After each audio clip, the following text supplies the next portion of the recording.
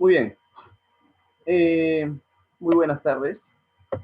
Vamos a dar inicio a un tema muy importante, ¿no?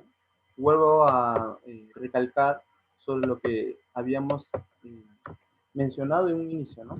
El objetivo es el dominio del tema funciones, ¿no? Y obviamente hay temas que van a servir de herramientas, como por ejemplo los productos notables, de repente el tema de leyes de exponentes, ¿no? Pero hay también temas muy relevantes como el tema de polinomios o también como el tema de ecuaciones, ¿no? Entonces, al fin y al cabo, todos generan sus aportes ¿para qué? Para un correcto análisis del tema, ¿no? Que al final nos interesa conocer, ¿no? Que son funciones, ¿no? O sea que los demás temas, profesor, ya sean ecuaciones, polinomios, matrices, logaritmos, ¿no? Etcétera, todos son aquellos, son esos temas que yo he estudiado, son temas que van a servir para poderle dar sentido a este tema central, claro que sí.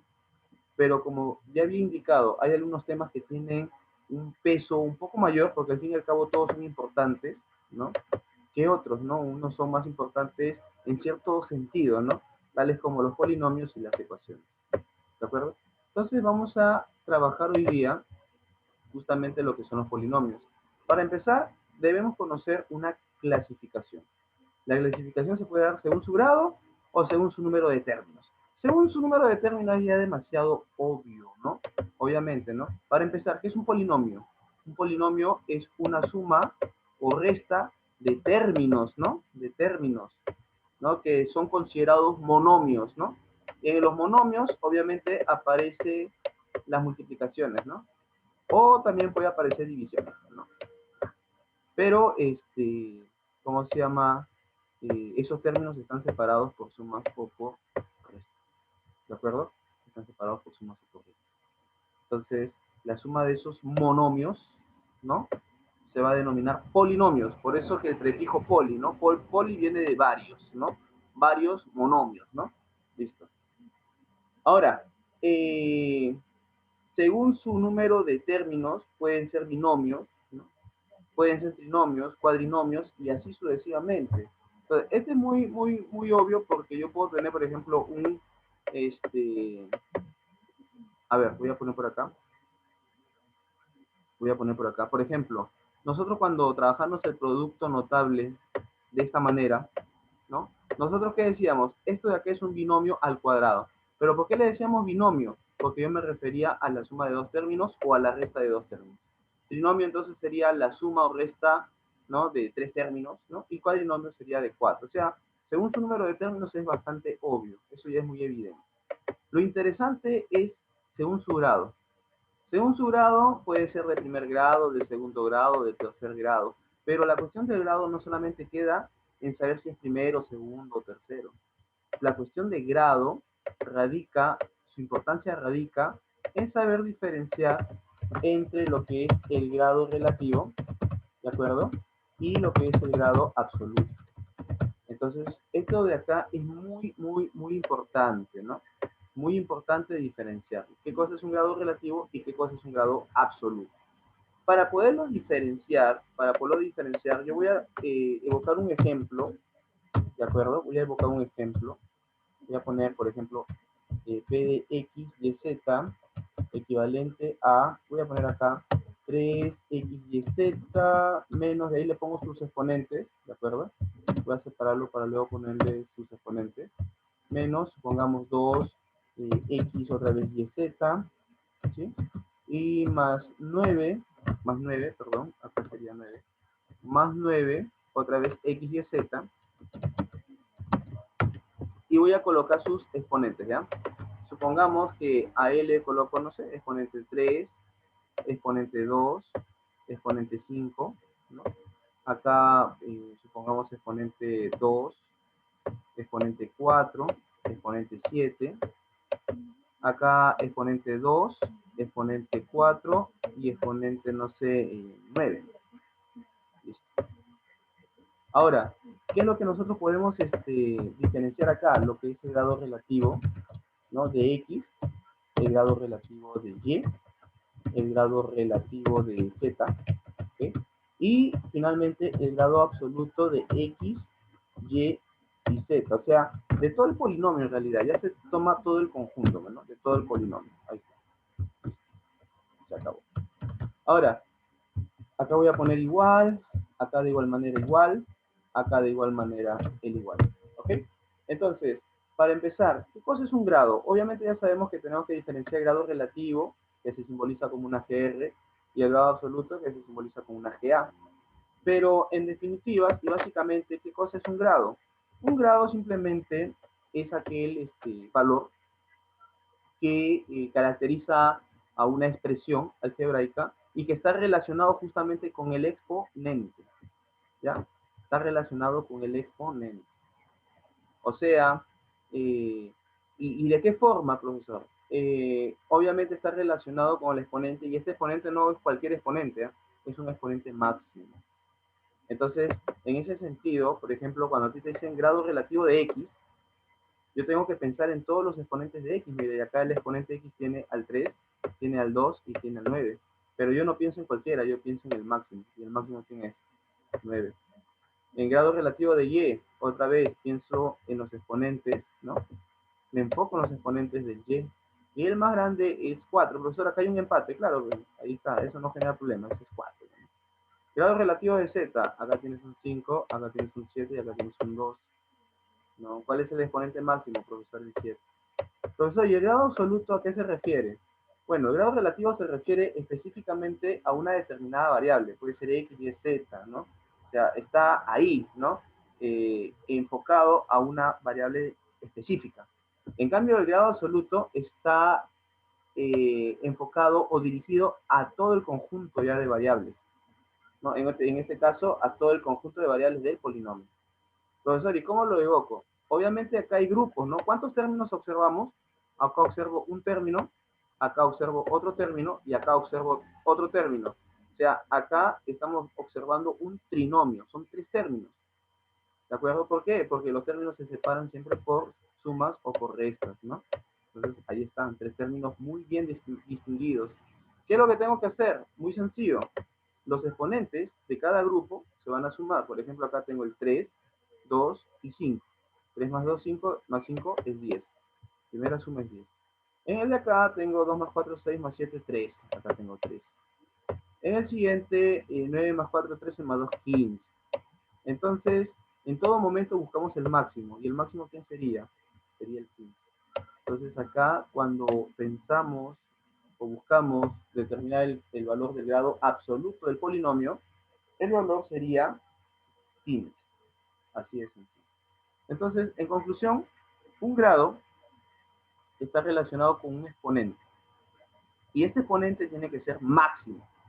Ahora, hay una diferencia entre relativo y absoluto. El relativo se refiere específicamente a una variable, mientras que el absoluto a un conjunto de variables. Pero hay que tener cuidado. Acá hay un dato un tanto curioso y hay que tenerlo en cuenta. Nota, el grado relativo y el grado absoluto, ¿de acuerdo? Pueden ser los mismos si y solo si, ¿de acuerdo? El polinomio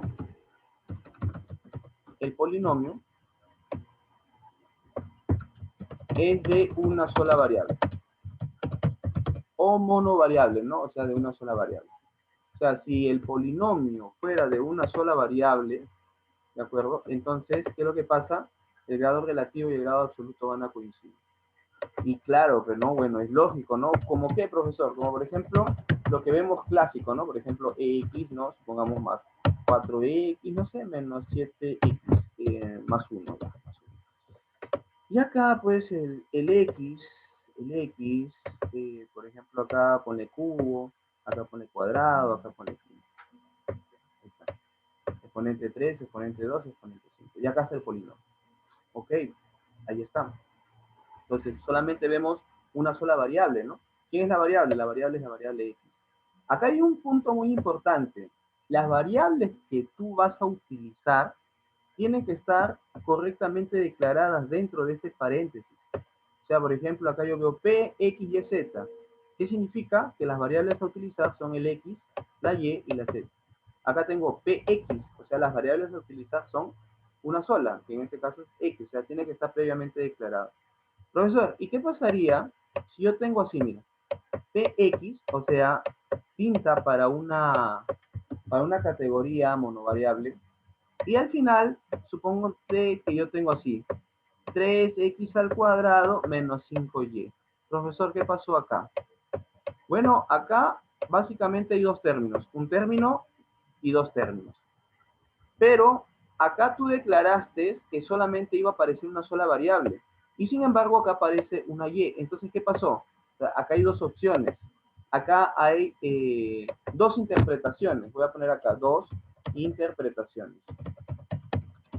¿Cuáles serían estas interpretaciones? Primera interpretación es que esa y se considera constante. Voy a poner acá. Se considera una constante. ¿Ya? La y es constante. Esa es la primera interpretación. Y la segunda interpretación es que el polinomio, ¿ya? Y esto es lo que a veces sucede en la mayoría de veces, el polinomio está mal definido. Mal definido, ¿ya? Entonces, este tipo de preguntas se puede venir en una pregunta de verdadero o falso. Y colocan un polinomio así y te dicen, ¿no? De acuerdo a lo observado, coloque verdadero o falso según convenga. Y usted coloca, y usted ve en la alternativa el polinomio está mal definido, es una opción fuerte. Pero si acá usted ve y ese es constante, también es una opción fuerte. Entonces, de acuerdo a las opciones que usted tiene, es cómo usted va a escoger, ¿no? Pero entre sus opciones va a estar cualquiera de las dos, porque las dos son interpretaciones válidas. Claro que el examen no se va a diseñar para generarle confusiones, sino que para que usted sepa de todo un poco. Entonces, no se olvide de esto. Las variables que se van a utilizar tienen que estar previamente declaradas. Si es que no, hay dos interpretaciones. Las variables que no están declaradas pueden ser consideradas como constantes o en el caso más concreto que el polinomio esté mal definido, ¿no? Siempre y cuando digan, no, la y es variable, pero no está definido, entonces está mal definido. No está declarado, ¿no? Entonces, eso es muy importante. Entonces, acá hemos presentado ya básicamente el concepto de lo que es un grado, ¿no? ¿Qué significa y qué categorías tiene? ¿De acuerdo? Entonces, ok, entonces acabada esa primera parte, acá está la clasificación de polinomios, acá está el binomio, hay dos términos, ¿no? En este caso se están restando, pero también se pudieron haber sumado. Un trinomio, tres términos. Un polinomio constante, esto es interesante, ¿no? Un polinomio constante. Un polinomio constante, ¿no? Un polinomio generalmente se expresa de la siguiente manera, ¿no? Porque en la mayoría de casos, para exámenes de admisión, se toma en cuenta este tipo de polinomios de una sola variable, ¿no? La mayoría de casos. Pero eso no significa que no nos van a poner en algún momento una que tenga varias variables, ¿de acuerdo? Ahora, si esto aparece así y te colocan así, tú te das cuenta que el valor del polinomio no depende de la variable que tú has declarado. Entonces, cuando no depende de la variable que tú has declarado, entonces se denomina polinomio constante. ¿Por qué? Porque la variable que tú has declarado puede tomar cualquier valor, pero el resultado final no va a cambiar. ¿Listo? Perfecto. Ahora, continuemos. Ahora, acá hay una clasificación un poquito más detallada, ¿no? Y este es muy interesante y es muy importante, mira. Los polinomios también se pueden clasificar en la categoría de completo o en la categoría de incompleto. ¿De acuerdo? Profesor, ¿y cuándo yo puedo decir que, bueno, está completo? ¿No? ¿Y cuándo digo que está incompleto? Entonces, que sea completo o que sea incompleto va a depender de la secuencia que tengan sus exponentes. Entonces, ¿a qué me refiero a que depende de los exponentes? Me refiero a que justamente, por ejemplo, acá observamos que el x tiene exponente 3, acá el x obviamente no aparece, pero ahí tiene 1, acá está el 2, y hay un término independiente, ¿ya? Esto es muy importante, que aparezca un término independiente, o sea, si no hay término independiente, está faltando algo. Profesor, quiero saber algo más. El término independiente simplemente es un número, en realidad no es solamente un número, es un coeficiente en realidad, pero cuya variable tiene exponente cero. Recuerda que toda expresión, número o variable con exponente cero se convierte en 1. Multiplicado por este 1, ¿cuánto te va a dar? 1, ¿no? O si hubiera, por ejemplo, un número, ya, imagínate que no es 1, imagínate que es 7. Ya, x a la 0 es 1, por 7 da 7, ¿no? Y es como si no hubiera nada. Entonces, no es que no exista la variable, existe la variable, sí, pero el exponente es 0, por eso es que no afecta. Ahora, ¿qué es lo que tienes que hacer tú? Tienes que observar cuál es el exponente máximo. El exponente máximo en este caso es 3. Y el exponente más pequeño, o en este caso es el exponente 0, pero se refleja en la presencia del término independiente. ¿Hay término independiente? Sí. Ok. Entonces tú comienzas a hacer un conteo. Ya tengo el 3. De ahí necesito 2. ¿Hay 2? Sí hay 2. Luego sigue 1. Ya, ¿hay 1? Sí, hay 1. Ahí está. ¿Hay 0? Obviamente, el término independiente. Sí. Ah, ok. Entonces está completo. Cambio, mira en este caso, por ejemplo, en el caso del incompleto, exponente 1, término independiente, exponente 3. ¿Cuál es el máximo? 3. ¿Dónde acabas? En término independiente. Ya imagínate, ahí está el 0. Pero el 3 que continúa, un 2. Y tú ves en la expresión y no hay 2. Lo que tienes es un 1. Ah, entonces, profesor, está faltando el exponente 2 para que estén completitos. Y generalmente vas a empezar del mayor al menor para percatarte si está completo o incompleto. No te olvides, del exponente más grande al más pequeño, ¿no? Descendiendo, ¿no? Vas haciendo tu conteo y te vas a dar cuenta que no falta. Ahora, lo curioso acá es que tú te puedes dar cuenta de que, mira, el 3 no está el 2 acá enseguida, lo que tienes es el 1, y luego el 2 y luego el término independiente. O sea, hay un desorden. Es por eso que cuando está completo, ya, se puede desempeñar dos categorías más, ya, se puede desdeñar dos categorías más. La categoría de desordenado y la categoría de ordenado. La del desordenado, mira, han vuelto a copiar el mismo ejemplo y te das cuenta, ¿no? 3, luego pasa al 1, luego al 2, luego al término independiente, totalmente desordenado. En cambio, el ordenado, date cuenta, mira, ahí está el 3, 2, 1, término independiente, ¿no? Ahí está, ¿no? Está en la categoría de ordenado. Ahora, una vez que está ordenado, ¿no? Ya sabes cuál es la diferencia entre desordenado y ordenado. Tengo que pensar en que si es creciente o si es decreciente. ¿Cómo denomino el creciente? Creciente empieza con término independiente y acaba en la variable con mayor exponente. Y el decreciente empieza con el exponente con máximo exponente y acaba en el término independiente. O sea, de menor a mayor y de mayor a menor. ¿Cuál es el más indicado para las operaciones con polinomios? El más indicado es el decreciente, así como te indico, ¿no? De mayor a menor, ¿no? Porque cuando tú haces, por ejemplo, tus divisiones de polinomios, ¿no? Divisiones de polinomios, ya sea usando Former, ya sea usando Ruffini, lo clásico es ordenarlo, pues, ¿no? De forma decreciente. Esto es lo clásico, ¿no? Lo clásico. Saber utilizar eso. Entonces ya se completa ya las clasificaciones respecto a esta parte, ¿no? Polinomios puede estar completos, incompletos. Si está completo, ahora me preocupo si está ordenado o desordenado. Ahora, si ya está ordenado, me preocupo si es creciente o decreciente. Y entre creciente y decreciente, prefiero pues al decreciente. Listo. Entonces, esa es la clase. ¿Ok? Entonces, muy bien. Ahora, profesor, ¿y qué cosa es un polinomio idénticamente nulo? Bueno, un polinomio idénticamente nulo es aquel que al final, aquel que va a generar que el resultado final sea pues cero. Y con la categoría de que se va a lograr cuando los coeficientes son cero, ya sea el A, el B y el C. O sea, por ejemplo, imagínate que en un examen te colocan, ¿no? PX, ya, voy a poner acá PX, equivalente, y te llenan de letras, ¿ah? Eso es lo que la mayoría a la mayoría de alumnos los confunden, ¿no? Los llenan de letras, así, así. Y supongamos que el exponente de esta primera x es 3 y el exponente de este es 7, supongamos. Pero te dan el dato que el polinomio es idénticamente nulo. Y te piden, en el examen te piden, ¿sabes qué? Calcula a más b. Cuando los alumnos a veces no leen bien los datos, ¿no? No leen bien y no se dieron cuenta que le están diciendo idénticamente nulo, hacen muchos cálculos, ¿no? Innecesarios.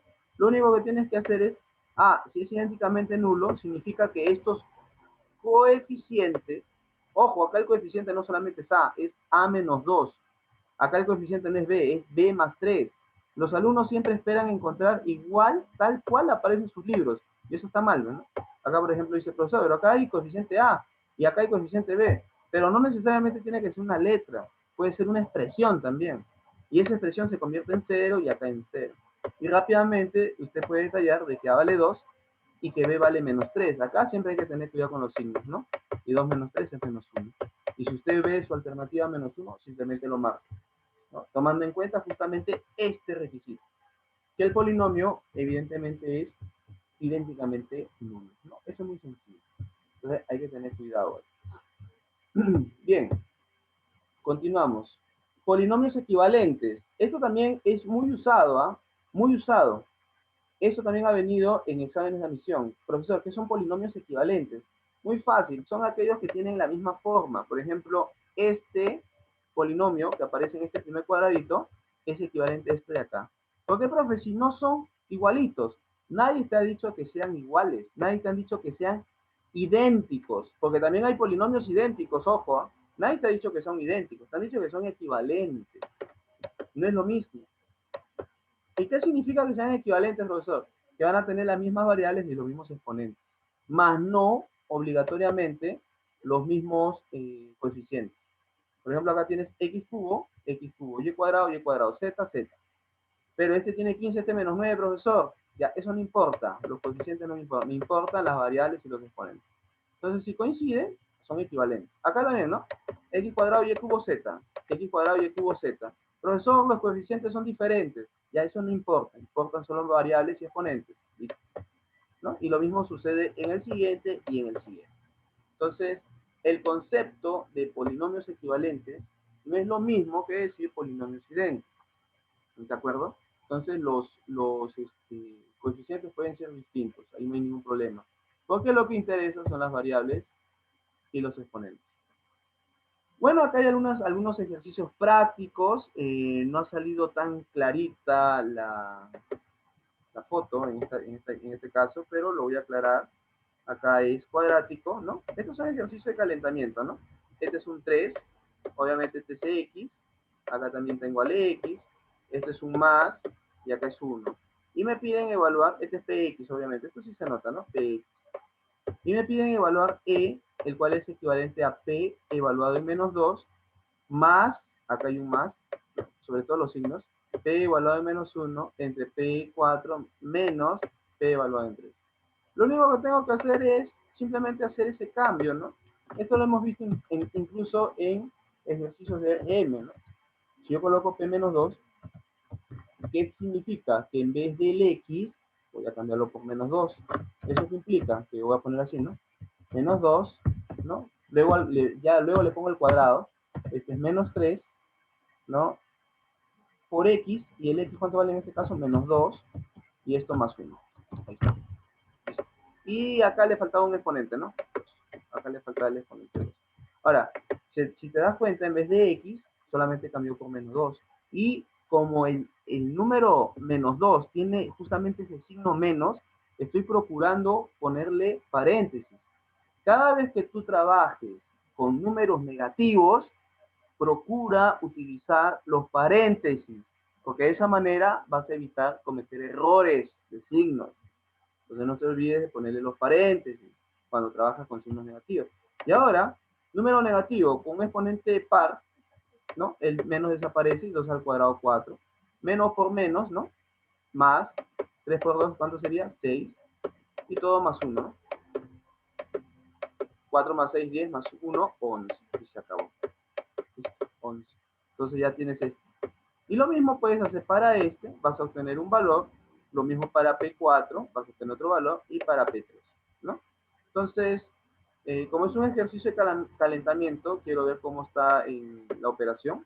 Tiene 30 segundos para brindarme una respuesta para este ejercicio. ¿De acuerdo? Entonces, ok, ¿no?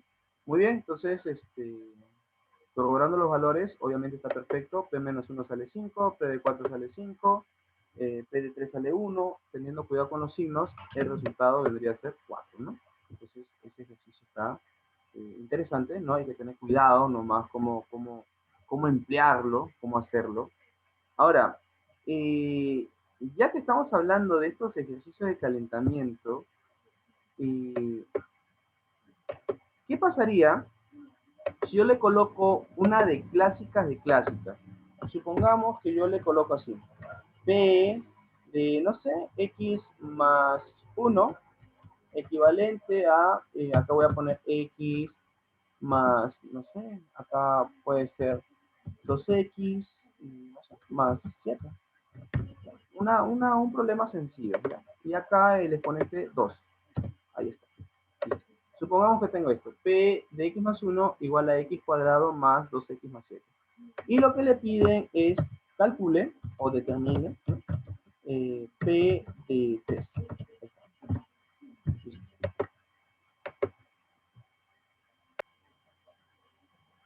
Muy bien. Entonces, ok, ya, me está brindando respuesta, ¿ya? Y voy a corroborar esa respuesta. A ver, acá me está brindando. Ok, ya, vamos a ver, me está brindando una respuesta final y vamos a corroborarlo. Entonces, lo que yo tengo que hacer acá, ya, es básicamente ver, hay varias formas de calcularlo. Yo le voy a mostrar dos formas nada más. En primer lugar, lo que se están pidiendo es P de 3. Y para poder determinarlo es conveniente que esté de esta manera, que esté así, que esté a P de X igual y que te dé a la regla de correspondencia. En sesiones anteriores nosotros ya hemos definido qué es la regla de correspondencia, ¿no? De una manera sencilla. Es como una secuencia de órdenes, ¿no? Que se le infringe a la variable, ¿no? Te vas a elevar al cuadrado, te vas a multiplicar por 2, te vas a aumentar más 3, etc. Entonces, pero queremos que sea Px, no queremos que sea tanto P de X más 1. Entonces, esta es la primera, esta es la forma como, ¿cómo decirlo? Esta es la forma más clásica. Esta es la forma clásica de resolver problemas. Entonces, ¿qué cosa ha sucedido para que este X más 1 se convierta a este X cuadrado más 2X más 7? Entonces, para poder resolver correctamente esto, hay que tener ya ideas claritas de, por ejemplo, productos notables. Esto ayuda mucho. O sea, ya tener ya los productos notables así bien claritos, ayuda bastante. Entonces, por ejemplo, yo ahí, a ojos cerrados, si yo tengo el X más 1, como acá tengo un X cuadrado y un 2X, entonces yo rápidamente me doy cuenta que se elevado al cuadrado. Porque si se eleva al cuadrado esto sería X cuadrado más 2 veces el primero por segundo, que sería 2X, y esto más 1. O sea, ¿qué pasó? El primer paso, ¿qué fue? Elevar al cuadrado. Ahora, profesor, pero hasta ahí tengo X cuadrado más 2X, ok, pero tengo más 1, pero lo que yo quiero es más 7. Ah, entonces falta un siguiente paso, que luego tengo que aumentar 6. Porque si a esto yo le aumento ahora 6, ahí llegaría al más 7 que yo quiero. Entonces, ¿qué significa? Significa que si yo tendría que trabajar con un P de X, ¿no? ¿Qué es lo que tengo que hacer primero? A lo que se encuentra acá dentro, que en este caso es X, sería elevado al cuadrado, ¿no? X al cuadrado. Y todo aumentado más ¿cuánto? Aumentado más 6. O sea, es su equivalente. P de X más 1 igual a X cuadrado más 2X más 7.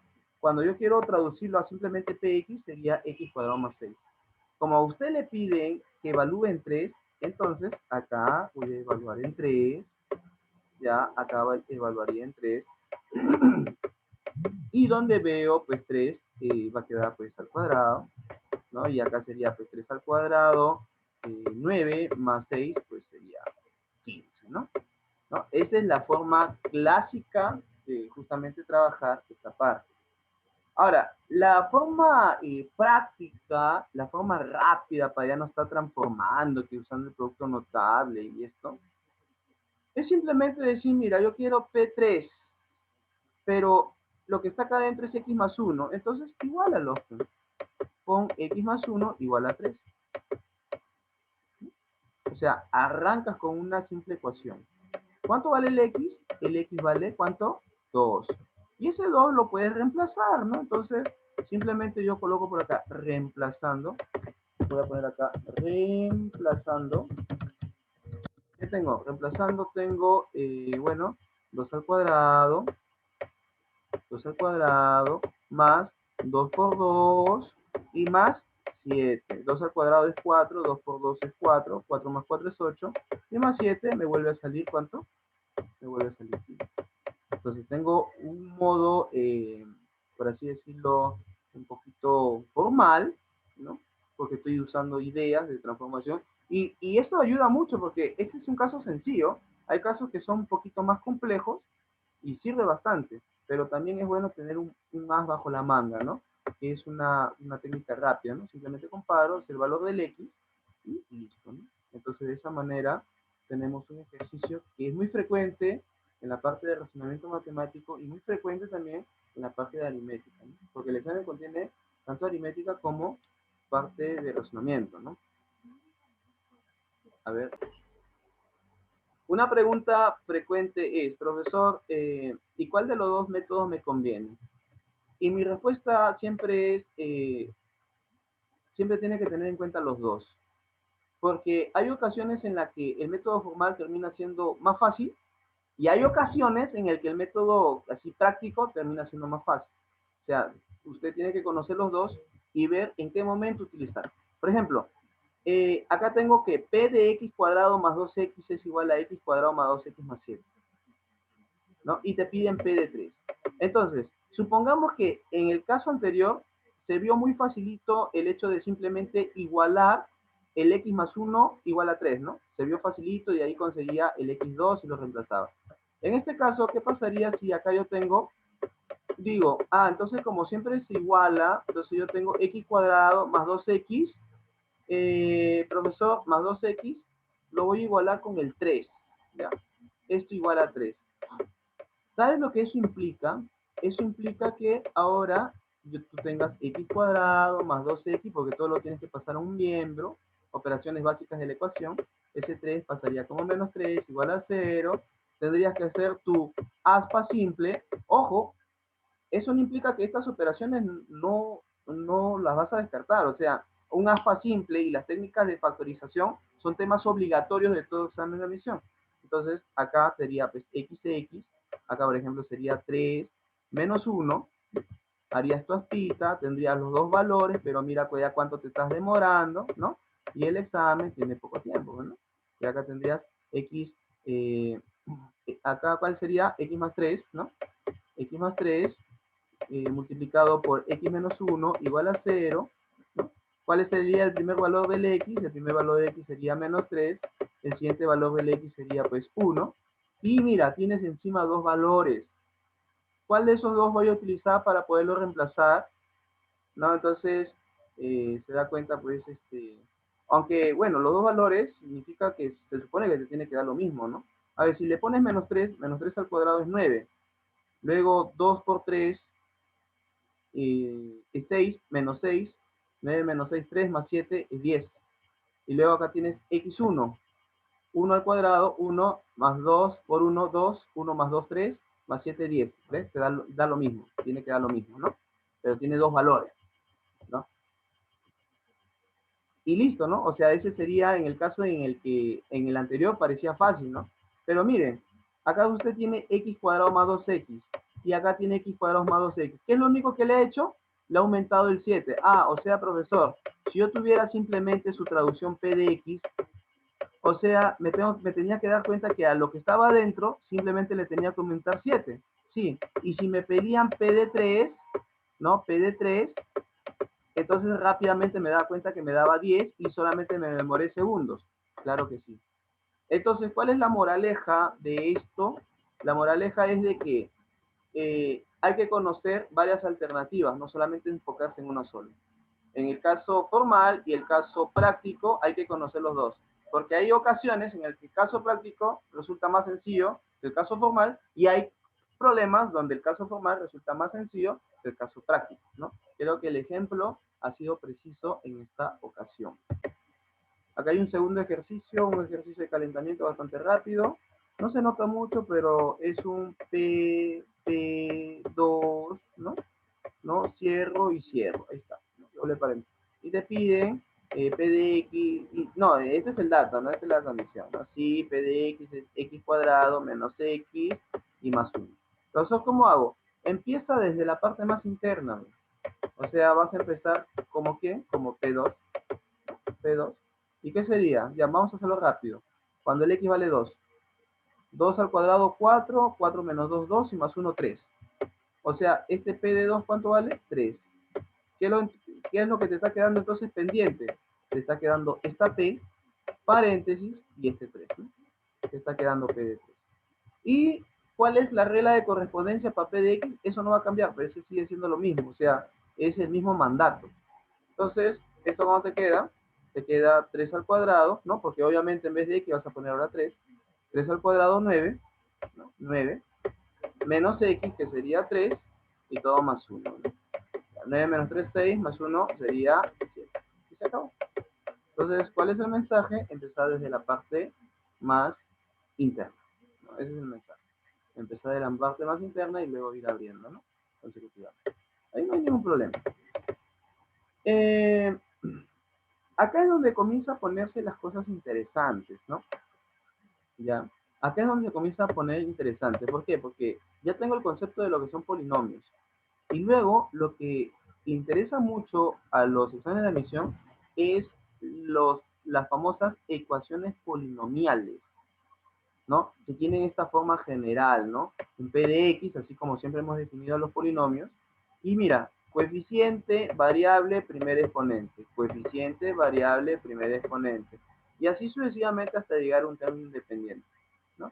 Obviamente acá el primer exponente no se vive en la letrita, es un alfa, ¿no? Y luego un alfa menos 1, luego alfa menos 2, ¿no? Llegas acá hasta exponente 1 y el término independiente, que ya sabes que es la variable con exponente 0, ¿no? Obviamente el coeficiente principal, ¿quién es el coeficiente principal? Es este primer coeficiente, ¿no? Hay que conocer todos esos nombrecitos, ¿no?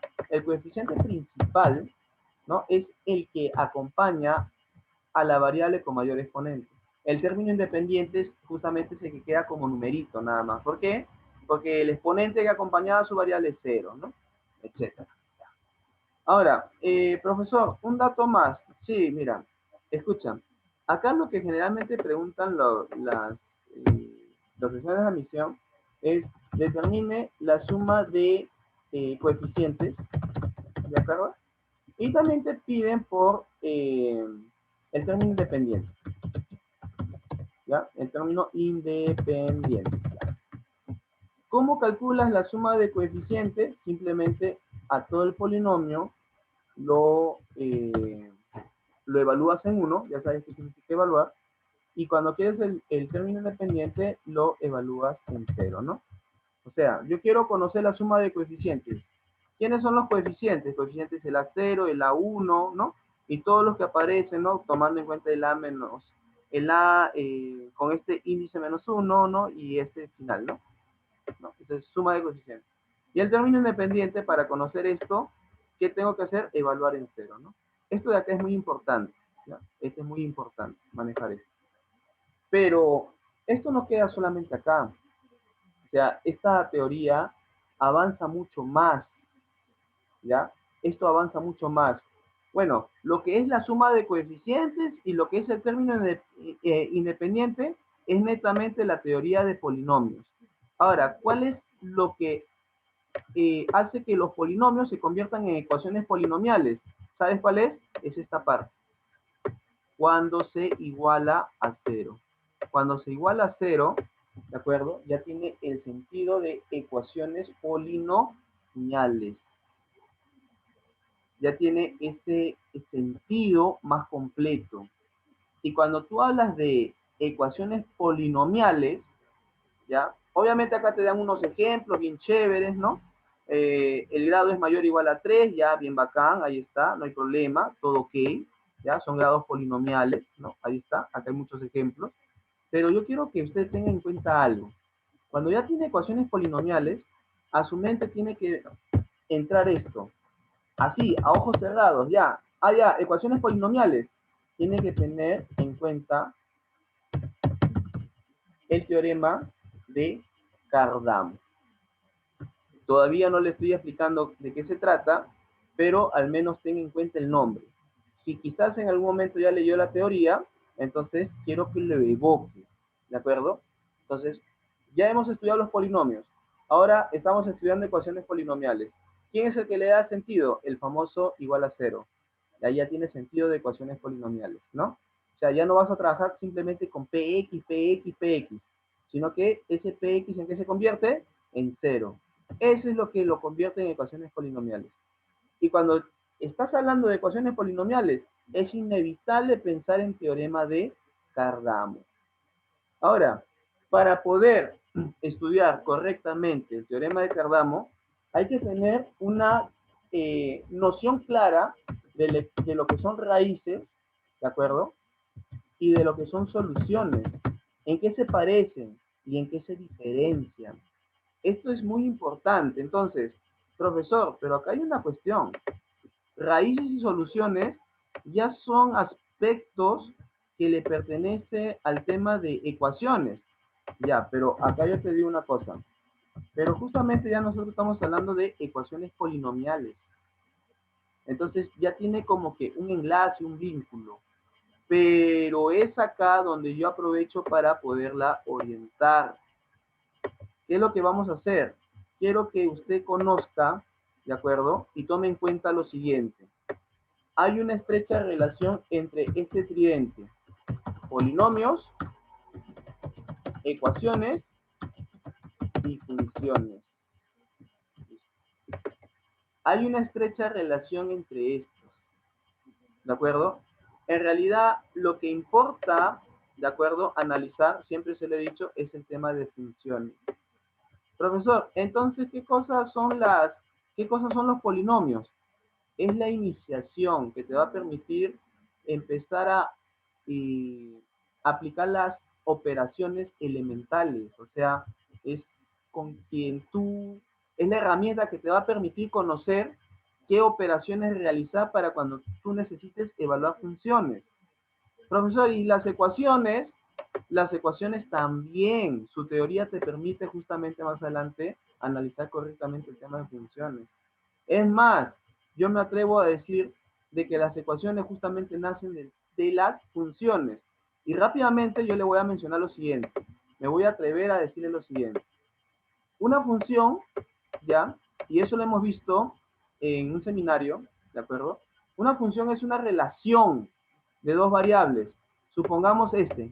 Observe, por favor. Y igual a 2x cuadrado más 4. Supongamos, ¿ya? Así como está, como aparecen dos variables, la variable y la variable x, generalmente a la x la conocen como variable independiente y a la variable y como la variable dependiente. Así como está, tiene forma de función. Pero si yo quiero darle la forma de ecuación, yo le pregunto, para que los polinomios tengan sentido de ecuaciones polinomiales, ¿cuál es el que le da sentido? Es esto, porque lo estamos igualando a 0. Entonces, es igual acá. Para que esto tenga, ¿cómo se llama? Sentido de ecuación, al menos detallarlo en su escritura, es que este y, que en sí puede tomar muchos valores, porque si el x es 1, por ejemplo, el y vale 6. Si esto fuera 2, esto sería 12, y así sucesivamente, ¿no? Pero para que tenga sentido de ecuación, toma un único valor, que en este caso sería 0, ¿no? Y lo demás está así. ¿Listo? ¿Se da cuenta? Entonces nace de esto, o sea, el 0 es uno de los tantos valores que puede tomar el y. pero es justamente el valor que tiene que tomar para que tenga sentido de ecuación. Y ahora le voy a definir qué es lo que es la ecuación. Ahora, para que sea polinomio, ¿qué es lo que tienes que hacer? Es muy parecido, o sea, prácticamente todas las ideas están relacionadas. En vez de y, coloca el p de x, que es prácticamente lo mismo, solamente es cuestión interpretativa, nada más. Es una cuestión de simbolizaciones. 2x cuadrado más 4, mire, ¿se da cuenta? Es lo mismo. ¿Se da cuenta? Entonces, ¿qué es lo que hago con los polinomios? Comienzo a practicar las operaciones básicas de suma, resta, multiplicación, división, que más adelante me va a ayudar a reducir términos. Pero la relación más fuerte está entre las funciones y las ecuaciones. Y se da cuenta del camino que hemos hecho. Primero hemos estudiado polinomios, ahora estamos en ecuaciones polinomiales. ¿Por qué? Porque el sentido es entender las ecuaciones. ¿Cuál es el significado de las raíces? ¿Cuál es el significado de las soluciones? Y con eso podernos atrever a adentrarnos al tema de funciones. Ahora, rápidamente yo le voy a decir algo para poderla orientar. Yo le había comentado que las funciones se pueden graficar. Supongamos que esta es la gráfica de una función. Ahí está. Supongamos que esta es la gráfica de una función fx.